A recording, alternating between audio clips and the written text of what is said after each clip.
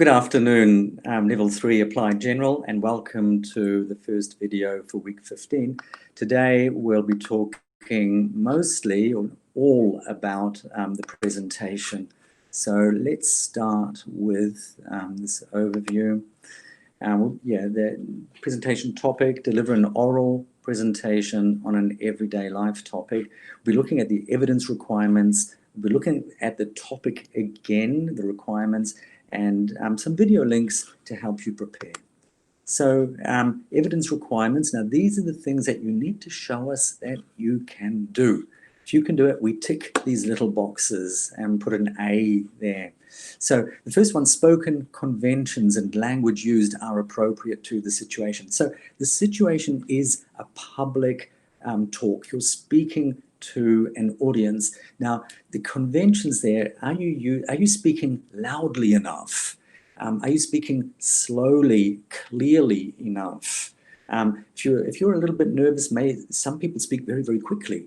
Some people speak very, very softly. So you have to be aware, maybe prepare, record yourselves, look at yourselves, and be sure that you're speaking clearly enough, loudly enough.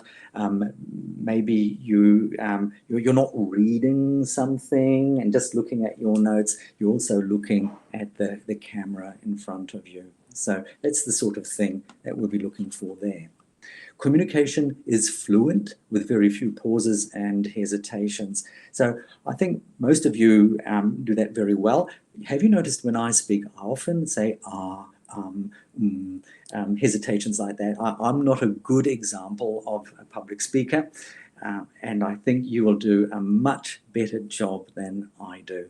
And I wish you all the best for that. Ideas are clearly developed with logical linking. So logical linking, we know how to link ideas when we write. We know how to link paragraphs.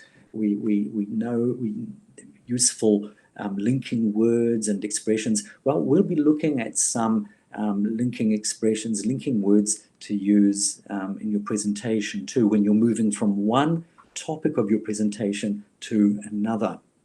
And then the last point, communication is spontaneous and with reasonable grammatical control. Well, spontaneous, that means you're not reading it, basically, and it shows that you've prepared it. You know where you're going and where you want to take your audience, and with reasonable grammatical control. All right, so let's have a look again quickly at the topic. I think you all know the topic already. Remember, you're talking about a place in New Zealand, and very, very important is you must also be able to try to convince your audience why this is a good place to live. Almost you're trying to convince them to move there. Now look at these points that you can talk about. So you might have to do some research, go to Wikipedia, go online, find out more about the place you have chosen, and get some information about its location, any special features, geography, history, etc.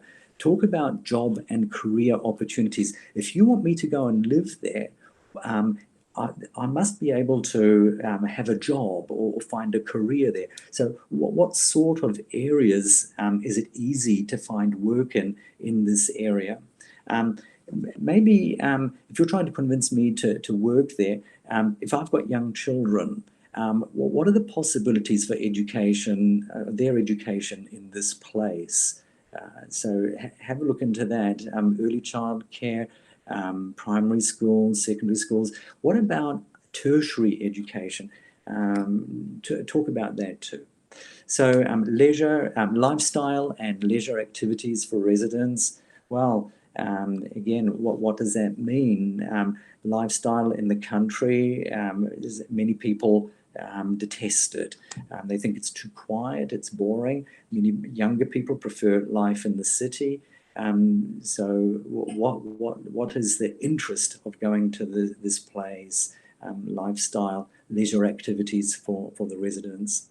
Then amenities and community organizations. Amenities, things like gyms, libraries, swimming pools, shopping malls, the things that make life easier for the people that live there, clubs, for social activities, reading clubs, walking clubs, swimming, martial arts, for athletics clubs, sports clubs, that sort of thing, and reasons why people should live in this place. So that's a very important one if you're trying to convince me to go there, to live.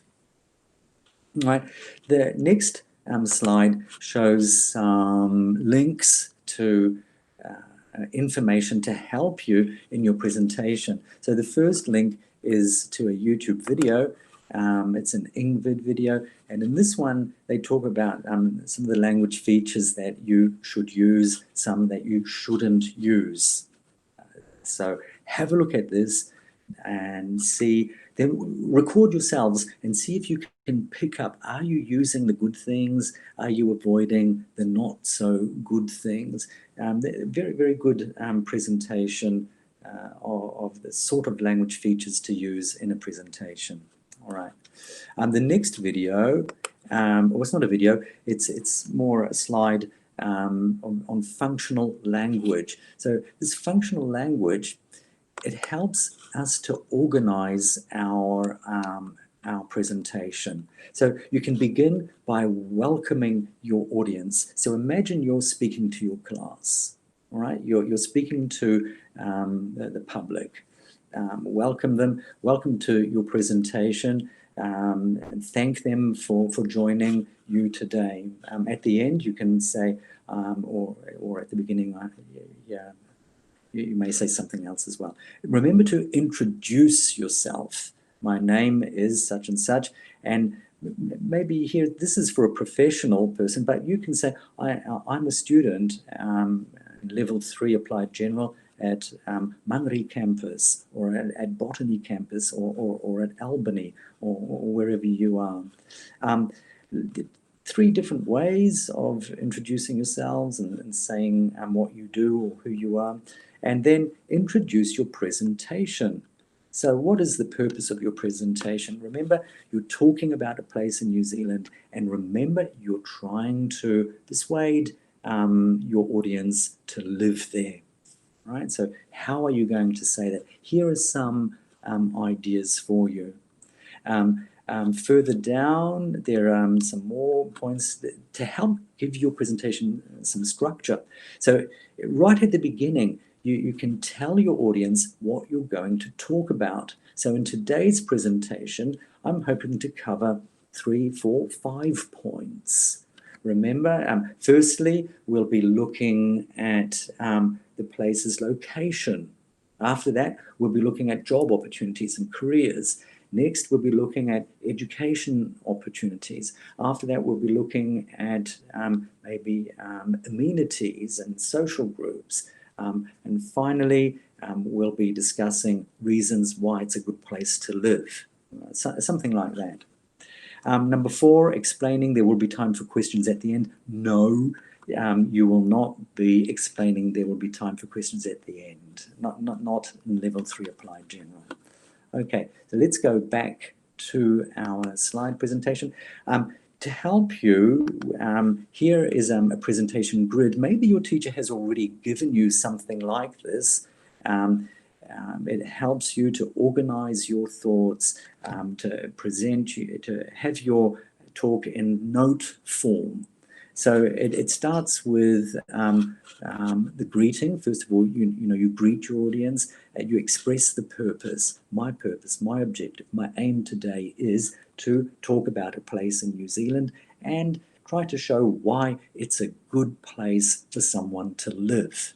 All right, what I want to do this morning or today is to present a town or a city in New Zealand and show you why it is such a wonderful place to live, something like that. So the talk, next part, the structure. So this talk is divided into 6 main parts. To start with, I'll be talking about the place's location. Secondly, I'll be talking about career and job opportunities. After that, I'll be talking about educational institutions in that area. Then I'll be looking at amenities, sports, leisure activities, lifestyle, whatever you're going. And finally, I'll be going over those points and showing you why it's such a good place to choose to settle there. I don't think you need to talk about the time, but remember, your talk will only be 5 minutes, not 20. So it has to be quite brief, to the point, and you will not be asking for questions. Okay. So I think that's all I want to say to you today. And I've been talking long enough. So I'll say goodbye and good luck. And I'm sure you'll enjoy doing this very, very much. It's a very interesting and rewarding exercise. All right. Bye for now. Good luck.